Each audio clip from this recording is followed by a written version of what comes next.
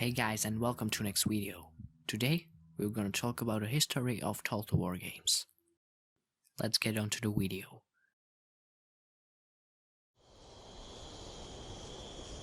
My lord, while rogues and bandits plague both your and the Hojo's lands, my lord Hojo suggests that Buddha's compassion go with you.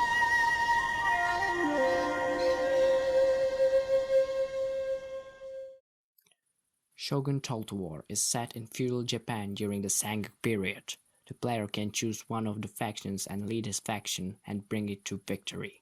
Unite Japan and get the Shogun title. There is a choice of several factions. Furthermore, there is a faction of rebels that is not playable in campaign but can be commanded in separate battles.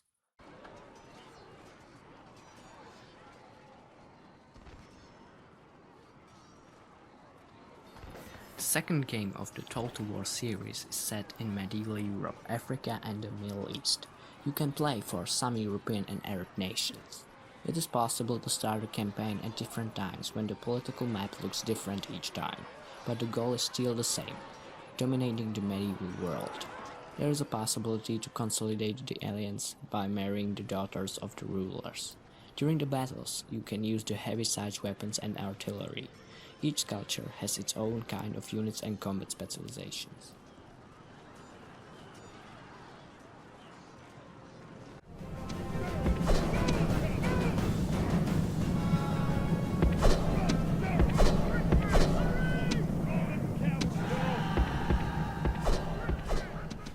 With the third part of the series came a complete redesign of the game environment.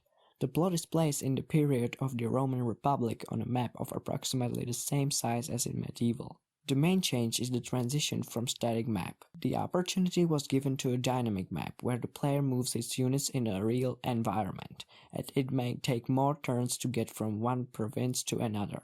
It brings opportunity to use environments such as mountains and rivers for more effective combat management. In the battle, the graphics were improved. There is a possibility of using the walls for defense, and ramps, side towers and ladders to attack them. Units of individual parties are even more different from previous ones, and can use formation like Turtle's formation. At the beginning, only the Roman families of Julius, Caesar and Brutus are playable. To unlock others, you need to defeat them or play a campaign for available parties. Again, the rebels are unplayable.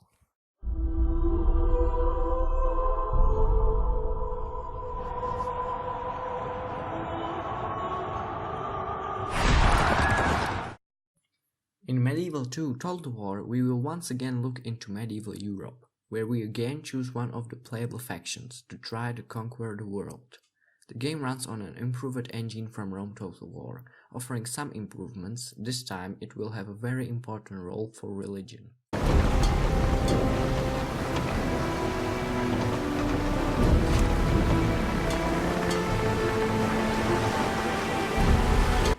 The Empire Total War has moved into the colonial world. The map is divided into 3 parts.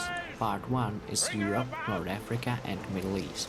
Second part is the eastern part of North America, Mexico and South America. And part 3 is India. The graphics of the game have been improved compared to the previous parts of the series, and among other improvements you can also play 3D naval battles for the first time.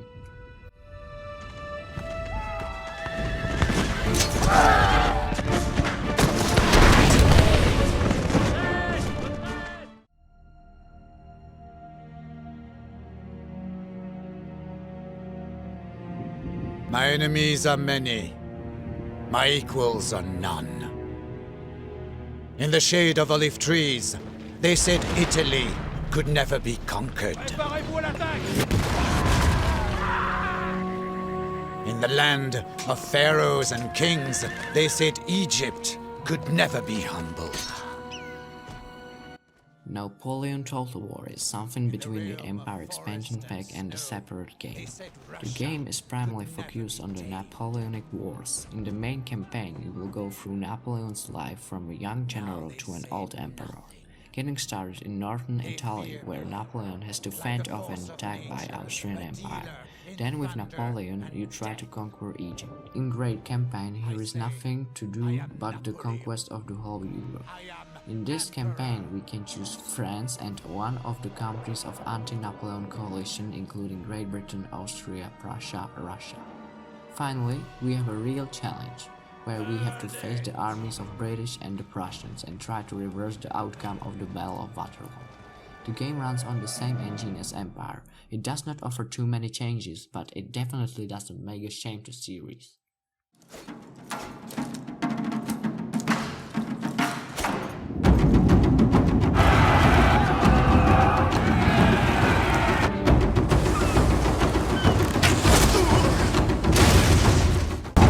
In Shogun Total War, we return to the roots of the series and once again we take a look at feudal Japan, where the Japanese clans are fighting against each other for the Shogun title. The game runs on an improved engine. The whole game, from the game menu to the interface of the campaign, is improved. The novelty is the heroes, which are very strong. The starting conditions of individual clans are variable lands at the start of the game, and along with improved opponents, especially in the campaign, the game is a real challenge, and unplayable clans can play an important role, often more important than the sum of the playable clans. Enemy units also behave more realistic in the battles. Do not attack you immediately, unless they are attackers themselves. Patiently waiting, looking for places in the woods and on the hills, and with few exceptions, flexibly responding to the combat situations. You are my son, but I've done all I can to protect you.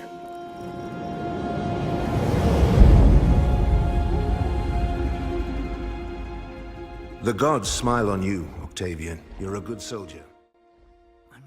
According to developers, it is to be the biggest Total War game with the biggest and the most epic battles that have not yet appeared in any other game. The new engine can generate tens of thousands of soldiers on a large battlefield with huge cities. Unlike earlier projects, the game brought combined naval and land battles. The game is to be improved in all aspects, from graphics to improved AI, diplomacy and political intrigue, to research, and offers a darker concept of war. There should be improved mission system as in Shogun 2. Campaign map is bigger than in the first Rome and will extend more eastward. There are 8 playable factions in the basic game, each with its own rule, culture and playing style.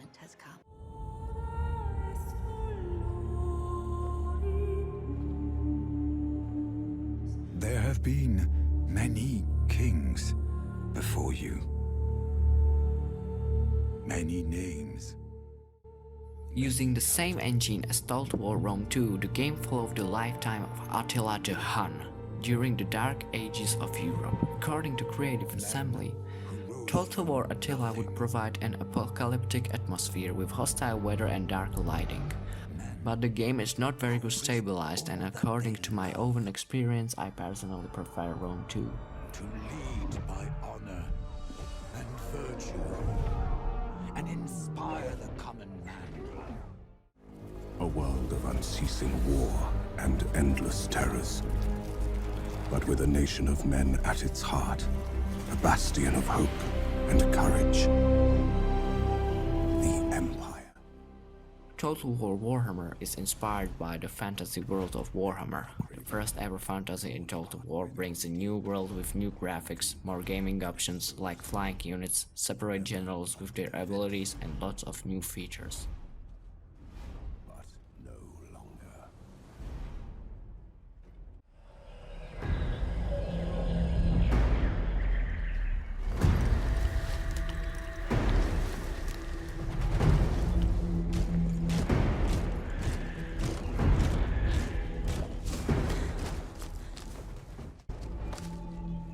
Warhammer 2 focuses on the conflicts in the New World and Ultron between High Elves, Dark Elves, Skaven and Lizardmen as they seek to control the vortex.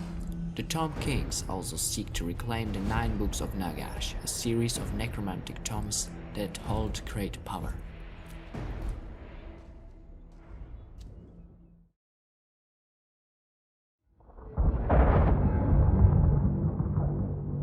Ragnar Lothbrok lies dead in the Northumbrian dirt. Veins choked with Anglo-Saxon wrath and viper's venom.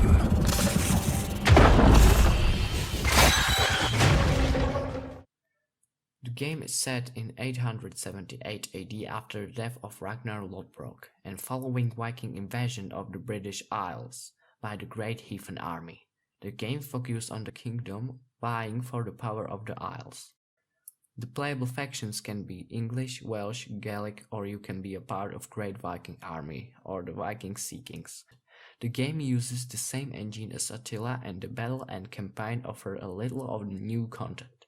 The game has received generally favorable reviews from critics but a mixed response from users. The Empire, long divided, must unite. A great dynasty burns, and tyrants rule over the ashes.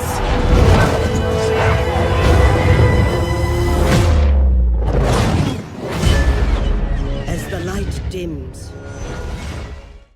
Three Kingdoms brings the Total War series to new lands in China during the rule of Han Dynasty in 190 AD, where the child Emperor Xian of Han is placed on the throne as a puppet ruler by his regent Dongzhuo, who holds the real power.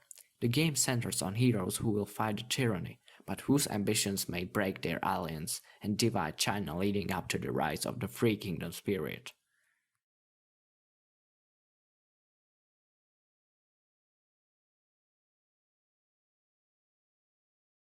I hope that you enjoyed this video.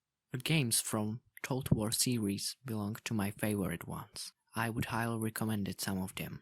As a fan of history, Total War games were my first choice, and I didn't make a mistake.